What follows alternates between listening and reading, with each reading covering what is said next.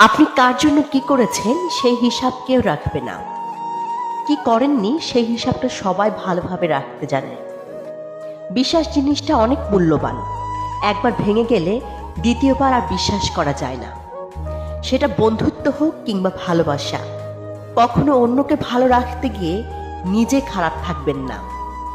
দিন শেষে দেখবেন সবাই ভালো আছে, সবাই নিজেকে নিয়ে ব্যস্ত, কিন্তু আপনি যে ভালো নেই তাতে কারো কোনো মাথা ব্যথা নেই। কিছু কিছু মানুষ আছে যাদের সঙ্গে ভালো ব্যবহার করলেও তারা আমাদের সাথে ঠিকই খারাপ ব্যবহার করে। যেখানে নিজের মূল্য নেই সেখান থেকে কষ্ট হলেও নিজেকে সরিয়ে নেওয়াটাই উত্তম। নত হলে যদি সম্পর্ক গভীর হয় তাহলে নত হও, কিন্তু প্রতিবার যদি তোমাকেই নত হতে হয় তাহলে থেমে যাও। কারণ ভালোবাসার স্থান বুকে, পায়ে নয়। মানুষের পতনের জন্য অভিশাপ লাগে না।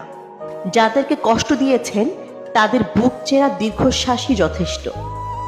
জীবনে বারবার ঠকে যাওয়ার পর যখন সঠিক মানুষের দেখা পেয়ে যাবেন, সত্যিকারের মানুষটার আদর যত্ন মায়া বিশ্বাস ভালোবাসা উপলব্ধি করবেন, তখন অতীতে ভালোবাসার নামে অভিনয় করা ভুল মানুষটার প্রতি মাত্রাতিরিক্ত ঘৃণা বেড়ে যাবে।